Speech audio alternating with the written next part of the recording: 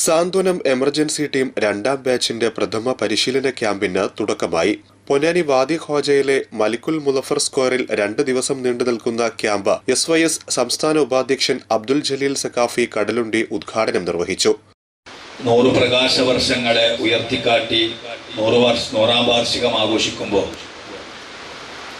ആ പ്രസ്ഥാനത്തെ ജനകീയമായി ഈ കേരളത്തിലും ഇന്ത്യ രാജ്യത്തും വളർത്തുന്നതിൽ വലിയ പങ്കുവഹിച്ച SYS 70 വർഷം പിന്നിട്ട് മുന്നേറുകയാണ്. ആ മുന്നേറ്റത്തിന്റെ ധാരാളം ഫലങ്ങൾ, സമാനതകളില്ലാത്ത ഫലങ്ങളാണ് ഇന്ന് ഈ സമൂഹവും സമുദായവും രാജ്യവും അനുഭവിച്ചുകൊണ്ട് മുന്നോട്ട് പോകുന്നത്. നമ്മുടെ സംഘടന പ്രാസ്ഥാനിക മുന്നേറ്റത്തെ വൈവിധ്യമാർന്ന പല തലങ്ങളിലേക്കും കൊണ്ടുവരുന്നതിൻ്റെയും നാം അഡ്രസ് ചെയ്യാത്ത പലവരെയും അഭിമുഖീകരിക്കുന്നതിൻ്റെയും ഭാഗമായി സംഘടനയുടെ വിവിധ ഡയറക്ടറേറ്റുകളുടെ കീഴിൽ ധാരാളം പരിപാടികളും പരിശീലനങ്ങളും നടന്നുകൊണ്ടിരിക്കുന്നുണ്ട്.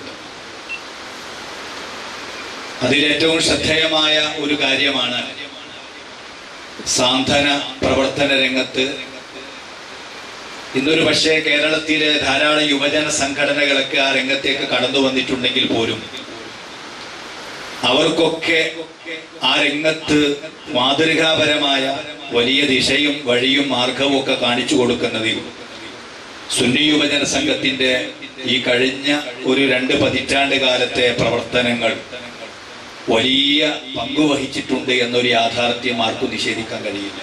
സംസ്ഥാന സാന്ത്വനം ഡയറക്ടർ അബൂബക്കർ ആവണക്കുന്ന് അധ്യക്ഷത വഹിച്ചു. സയ്യിദ് സീതി കോയത്തങ്ങൾ ബുഖാരി പ്രാർത്ഥനയ്ക്ക് നേതൃത്വം നൽകി.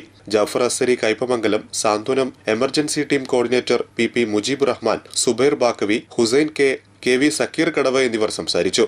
പരിശീലനത്തിന്റെ വിവിധ സെഷനുകൾക്ക് team chief C Saleem, deputy chief Sofwan Azhari, Noufar P, Nasar Kollam എന്നിവർ നേതൃത്വം നൽകി. അടിയന്തര ഘട്ടങ്ങളിൽ ദുരന്തമുഖങ്ങളിൽ സേവനം ചെയ്യേണ്ട SYS സാന്ത്വന വോളണ്ടിയർമാരിൽ പ്രത്യേകം പരിശീലനം ലഭിച്ച സംഘമാണ് സെറ്റ്. ക്യാമ്പ് നാളെ വൈകിട്ട് സമാപിക്കും.